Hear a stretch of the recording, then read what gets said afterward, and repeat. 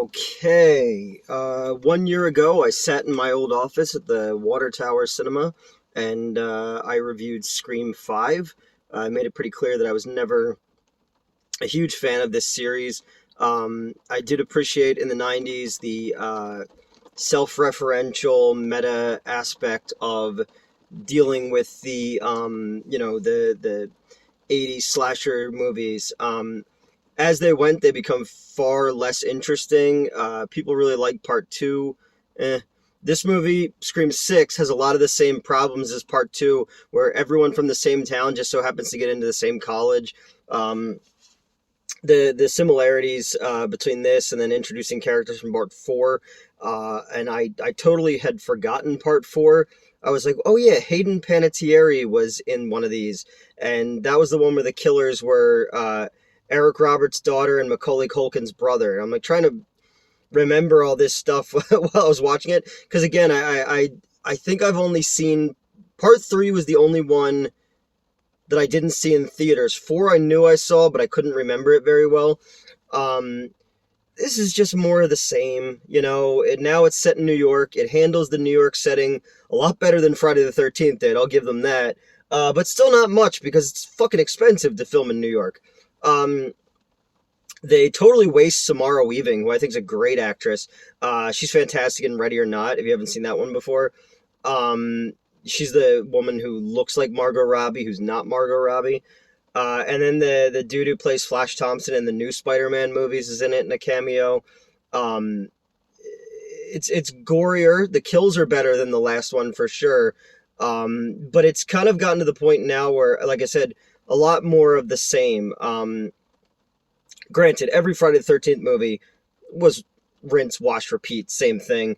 A lot of these sequels are like that. This one is starting to become, not starting to become, but is hindered by the meta aspect of it. When you get into, the characters they introduced in the last movie are fucking annoying, and the writers don't even have the balls to, take full measures with some of these characters. And when they go into their whole spiel about the rules of a requel and a franchise, I was just like, oh my god, no, we're done.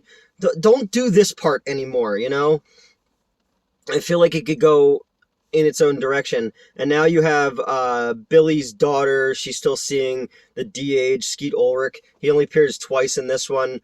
The plot, the internet is trying to make her out to be the villain. So you're having a contextual aspect of it about, character assassination. You can't just kill someone, you have to kill their character as well. Cyberbullying, all that kind of stuff. Everyone has a camera at all times. I do like when they're on the subway though, and there's all the other horror villain characters there. Freddy, Jason, Leatherface, Pinhead and Chucky and Pennywise. Oh, that was kind of fun. But yeah, I don't know. There's a couple really good set pieces. The scene where they have to scale from one apartment to the other over a ladder, extremely well done. The killer's lair being an abandoned movie theater, obviously that spoke to me. With the killer collecting memorabilia from the other killings, it reminded me a little bit of a Batman story where the secret society underneath Gotham is bidding on the original unfiltered Joker gas, or the crowbar that killed Jason Todd. Stuff like that I thought was fine. I don't know.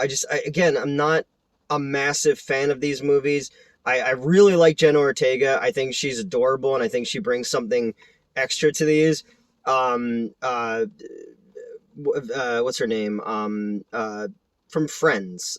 She plays Gail. She's kind of sleepwalking through it, Sydney doesn't come back. She's just mentioned. I don't know. It just, I guess, I went in with very low expectations because, like I said, I didn't like the last one that much. It's way better than part three, where Jay and Silent Bob show up. And Hayden Panettiere was great. I think she did a good job. I'd like to see her as a continuing member of this series. But I just think that the referential to the movie stuff and the tie to Woodsboro and all that. Like they keep saying this movie, they're like, you can't go any further. You're not Woodsboro. You know, I don't know. They keep bringing Red Right Hand by Nick Cave back, which I appreciate. I don't know. Yeah, no, it's just this one really wasn't my bag, and it was in 3D. No fucking reason for this movie to be in 3D either. Like, nothing happens that would necessitate it being 3D. Shazam 2 is not in 3D, but Scream 5 is. Doesn't make any sense. Yeah, it does. It uses the city a little bit, but not nearly enough. The kills are much more brutal. But again, once you get into the rules of everything stuff, it literally just pumps the brakes and stops dead. The last one at least did it when they were in Dewey's trailer. It made sense because you're introduced. It is a soft reboot. You need to reintroduce the audience to the rules of this series. But now we're past that point where commenting on movies now is commenting on movies. Like it's like a Russian nesting doll at this point, and it's not really needed. And I just feel like the writers and the directors kind of also as brutal as the kills were, didn't have the balls to kill certain characters, and the mystery story was a little bit too obvious. I don't know, not for me, man. Everything from like Scream to I Know What You Did Last Summer, Urban Legend, shit like that just wasn't my thing. Like when a horror movie thinks it's too smart for its own good, it's just not my bag. I like things like The Burning or just shit that at least has the balls to be either, My Bloody Valentine, the original one, things that have the balls to be like, sleazy or mean-spirited, and don't worry about the trappings of trying to be elevated horror, because even Jenna Ortega in the last one talks about elevated horror, like the fucking Babadook and Midsummer and stuff like that.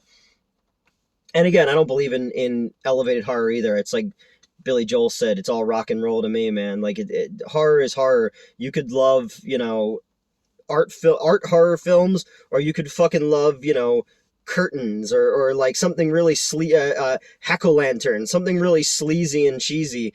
I Love Pieces. That's a great fucking movie, but it's garbage.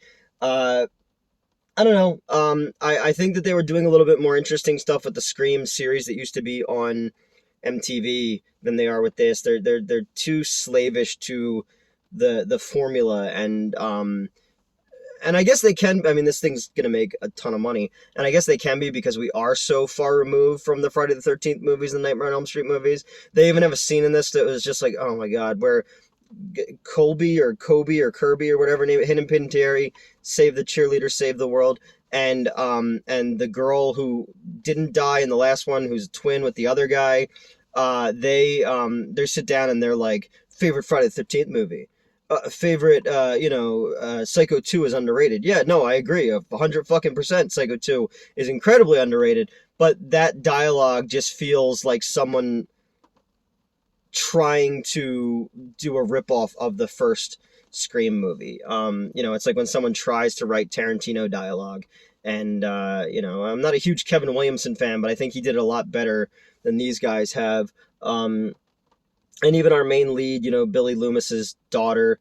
I love the name Loomis and Carpenter and all, and King and all that. And I was just like, well, yeah, I know it's horror referential shit, but people love these movies. People love the Ghostface killer, but not the rapper.